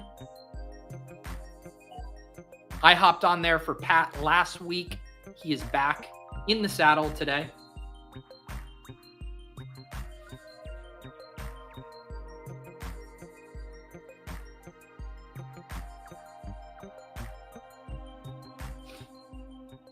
Dak Prescott did go to Biff Tannen. Biff has one of those fun structures where you just draft positions in waves. Starts 3 running backs, then goes 4 wide receivers, and then goes 3 quarterbacks. I assume he's setting up. So he did Kyler. I actually don't know what Biff is doing. I don't know what he's doing. I don't see any correlation, so I don't know what he's doing. Biff, what are you doing, brother? I would hate to see the grade that Steph gave your team. Yikes. All right, he did do the Jake Ferguson thing, which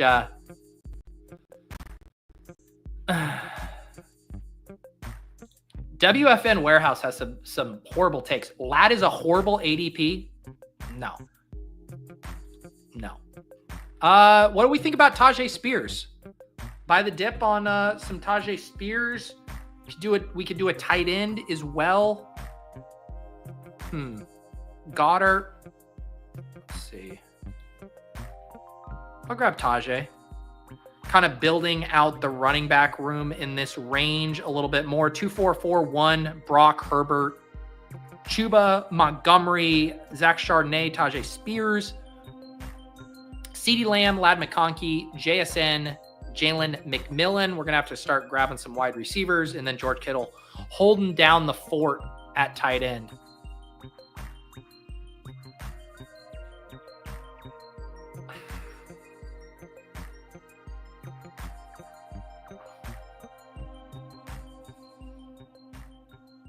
Oh, Biff just got a B- from Steph. See? That's what I needed to do. I just needed someone to draft worse than me to get Steph off my back.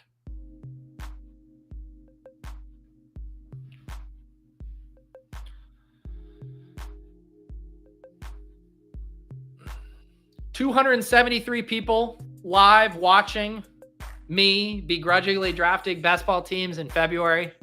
What a wonderful time to be alive. No, I say begrudging. Once you get going, you know, it's a slippery slope, because the other day I was, you know, figuring out what I was going to do for my workout, and it crossed my mind. I was like, I could do an Underdog Cardio Club big board draft. I could hop on my bike, my assault bike, and do a draft. It crossed my mind. I didn't do it, but it crossed my mind. I think after the combine, I'll start to get even more excited. I know Dwayne's going to be dropping his full updated models once the combine results are in. That's always a fun data point to get added to the picture.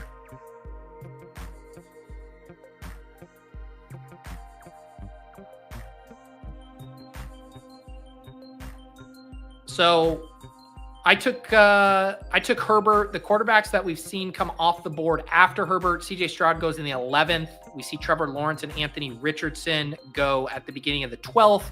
And I'm about to pick in the middle of the 12th round here for my 12th pick. And I got a 2-4-4-1.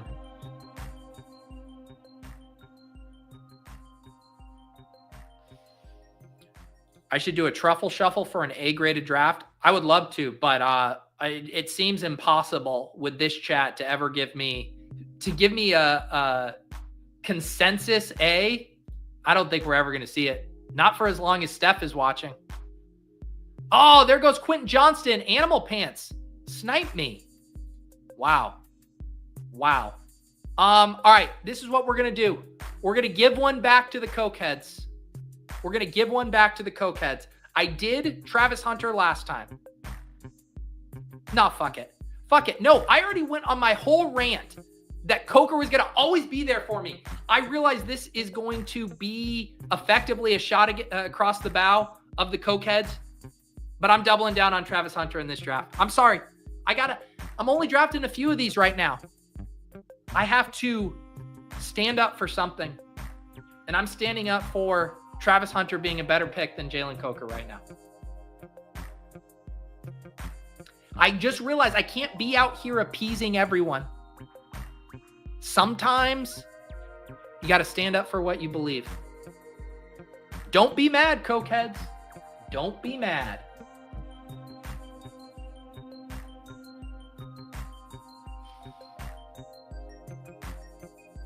You thought I was a Thielen guy? I mean, it took me, I remember clicking him late in the season in some of the BRs, and it even then felt gross. Even then it felt gross.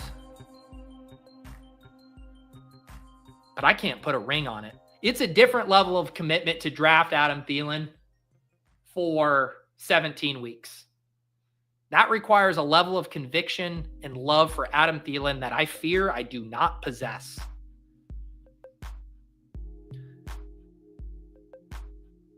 Looks like Pete likes something harder than Coke. Oh, Danny, you back from the... You're back from the Cozy Cottage chat? Here's the chat over here. Still better than Pete. Pete is the Grinch. He's leading the war on Christmas. Bah humbug. And Duke Boy, yeah. The entire Cozy Cottage chat is just the Best Ball Breakfast chat.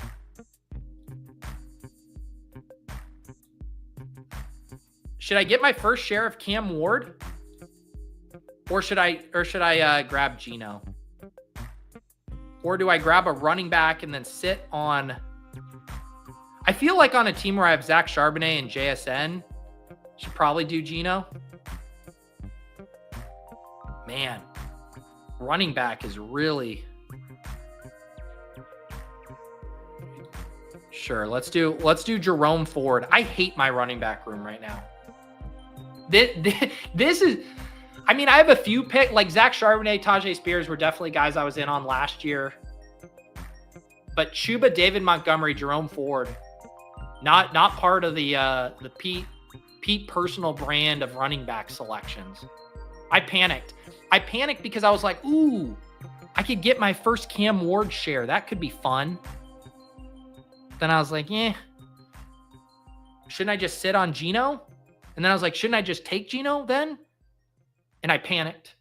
Now all of the grades, all the A's that were rolling in, everyone's throttling them down to B's, C's. Steph is readying an F+.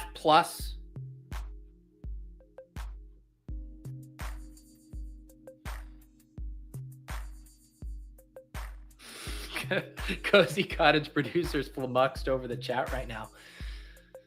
They're running some data analysis.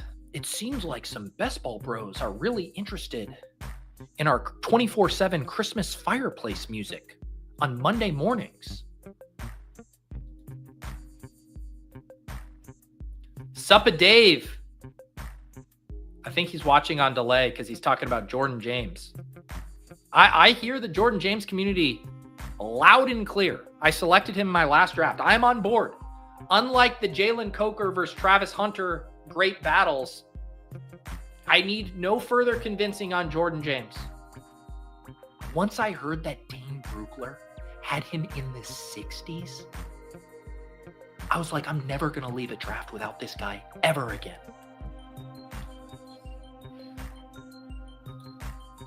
Biff is definitely a cokehead, for sure. He also took Kyle Pitts. I am bummed. He should have done Kyle Pitts before Coker. All right, we are back on the clock. I think we don't fuck around. We get Geno Smith here. And it means that we sit on Adam Thielen. If you love something like Adam Thielen, let him go around the wrap. And if he comes back, it's meant to be. Geno Smith, our third quarterback. How are we feeling about this wide receiver room? It started out so glorious. CeeDee Lamb, Lad McConkey, JSN. Then I made a controversial selection in Jalen McMillian. And then another controversial selection in Travis Hunter. So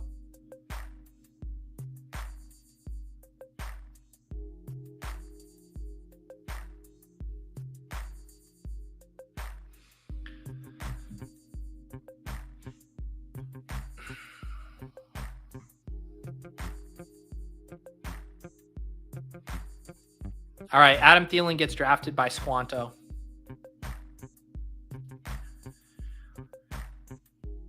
We're gonna need to pull some wide receivers out of our hat, guys. I'm gonna need you all to put on your Draftnik, Dynasty Bro, Rookie Thought Leader caps and help me find some wide receivers.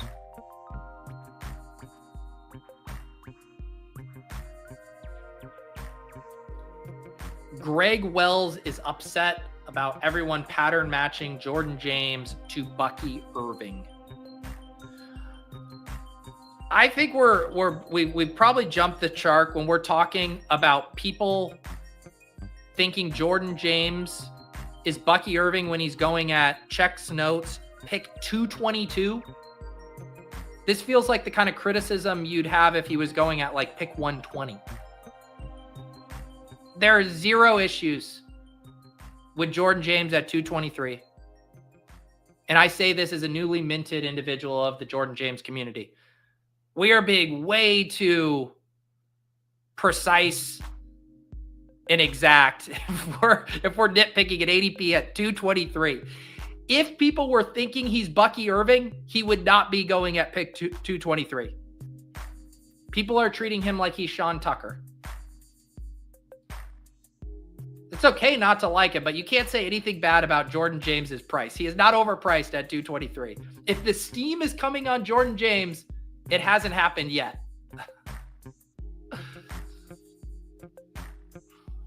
All right, we're back on the clock here. Man, what do we think about you guys mentioned the Hayden I'm not taking Amari Cooper, Alec Pierce. You guys mentioned Jayden Royals, Jayden Higgins. Who do you guys like? Which of these two should I take? Jalen Royals or Jayden Higgins? Just take Jalen Royals? Higgins?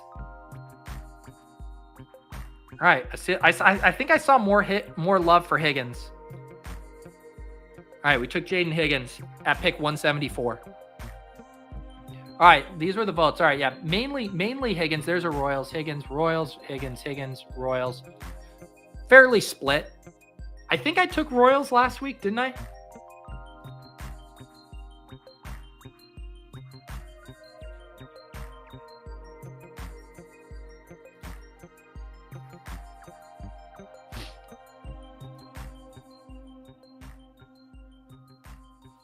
Jalen Royals goes a few picks after at 179. Here's the team through 15 rounds. We're all set at quarterback. Brock Purdy, Justin Herbert, Geno Smith. Eliminator-ass QB room. Running backs, Chuba Hubbard, David Montgomery, Zach Charbonnet, Tajay Spears, Jerome Ford. That seems fine. Wide receiver, CeeDee Lamb, Lad McConkey, JSN, Jalen McMillian, Travis Hunter, Jayden Higgins, and George Kittle. And it seems like we'll kind of hit a nice spot here for maybe another tight end. Wandale could be a decent pick for this team. Welcome, Christopher, becoming a YouTube member. Make sure you're in the Deposit Kingdom Discord. Sync up your YouTube and Discord account. There's instructions in the FAQ how to do that. And then check out the premium shows. I have a playlist on my YouTube with those. All right, Hunter Henry, Pat Freiermuth, go. This is either, like Wandale or Dalton Schultz. I feel like I could spray and pray at tight end more later that I need to make up. I feel like Wandale Robinson pairs well with the volatility of these Travis Hunter, Jayden Higgins selections. Wandale Robinson, 6 picks past ADP. Oh!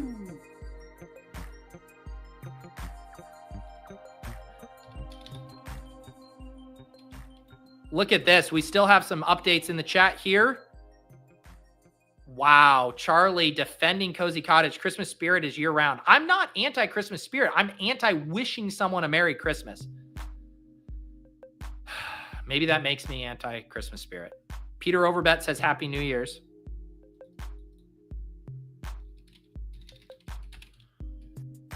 If you're trying to find the After Dark shows here, I have a playlist on. If you just go to youtube.com/PeterOverzet. I know sometimes people have a hard time finding the premium shows. I put them all on a playlist here. These past 2 shows with Pat Mayo and Jordan Cooper have been really fun. Talked a lot about business and content, behind the scenes stuff with both of those guys. If that is your cup of tea, highly recommend checking those out. I'm also trying to work on a potential solution to make these available via audio downloads in my quest to always service the audio listeners. I've hit a few snags with it, but I'll keep people posted on that. I want to have an option to make the paywalled After Dark shows available in podcast feeds. But the nice thing about YouTube, they do all of the permissions and the gating and the syncing of accounts in a hands-off way for me, which is very helpful. But I'm going to work on it. I'm working on it. Let's see here. Is this a tight end pick? You know what? Do we do Disley with, because we have the Herbert stuff? I know they might draft. This is ahead of ADP, but I do like, I liked what I saw from Disley a couple weeks, for a few weeks last year. We missed out on Quentin Johnston. So how can I make up for it with a Will Disley selection? Doesn't feel great. Doesn't feel great. Wow. Curious George flies a kite as a kite. And do not get me started on this. I've already devoted way too much of my life to discussing Curious George fly. Every single other Curious George book is better than that. That book lacks focus. It is scattershot. It does not have a logical, cohesive through line. It's an awful piece of literature. What's up, FK Coolers? Curious George becomes an opto bro. That's what I need to do. Write a children's book series for DFS play through the lens of Curious George. That IP probably costs a lot. There used to be a Curious George store in Cambridge in Harvard Square, right by the university. Went out of business though. Not enough people buying Curious George merch. Sad, really. Trying to get me to draft Ben Sinnott? That's a trap. That's bait. That's trying to get my grades down.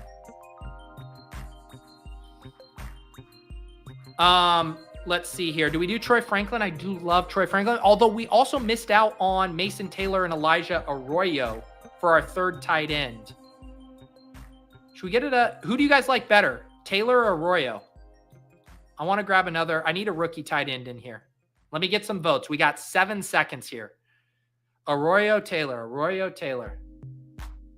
The first vote I see in the chat. All right. I saw Arroyo. All right. We got Arroyo.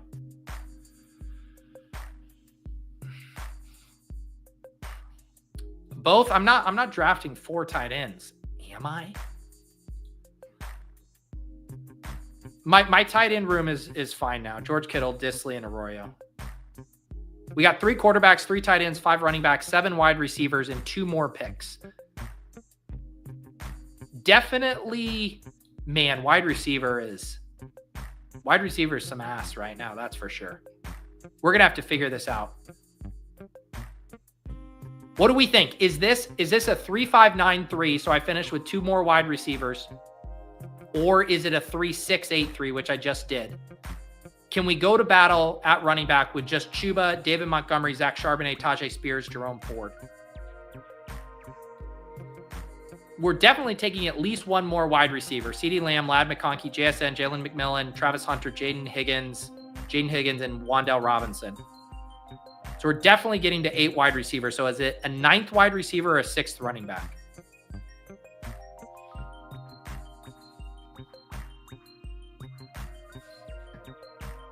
Definitely seems like the value on the board are the running backs.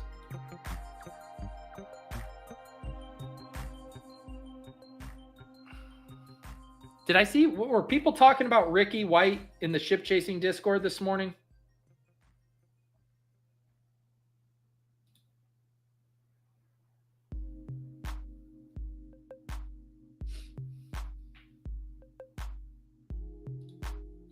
All right, I'm back on the clock.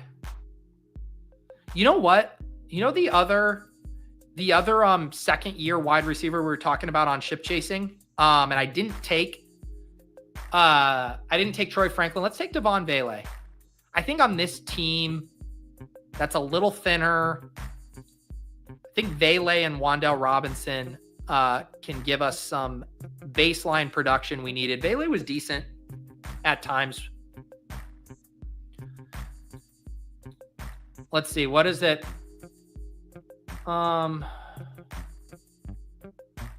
Looks like the chat likes a 6th running back. All right. That seems fair.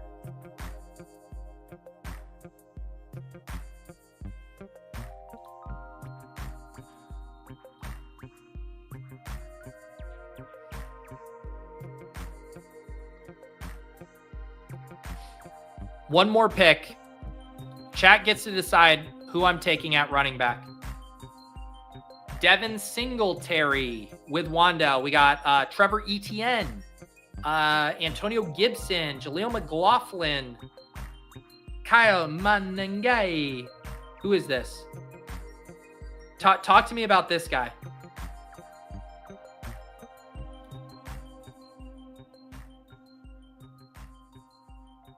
Jarquez Hunter, Jadon Blue. Chat's deciding a running back. Brooks, Jasquez Hunter, Keaton Mitchell, Tootin. I think Tootin's gone. Rookie Dart. Yeah, that's where I was leading. Kyle's the leader in the clubhouse here. Rutgers guy with 0 fumbles and 800 carries. That's what this team needs. Someone that can hold on to the ball. Get the fuck out of here, unknown. I'll put you in a timeout right now. All right, we took this guy. How do you pronounce his name? This is what my regular bit of looking at the guy I just drafted. Who was the last guy to come out of Rutgers? The name that always comes to my head was Leonte Carew. Remember, he was an analytical darling. Just absolutely popped in every like statistical market or relevant stat. Like, didn't he have an absurd market share of receiving yards at Rutgers? And then he busted. Look at this. His major, supply chain and marketing science. Fire me up, baby. Fire me up.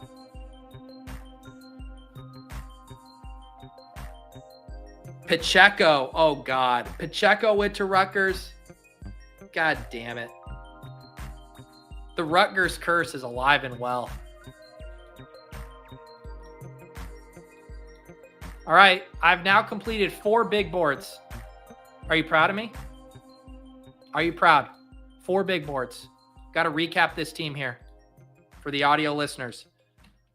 Hope the dash police isn't on me for this naming either. All right, we did another 3683.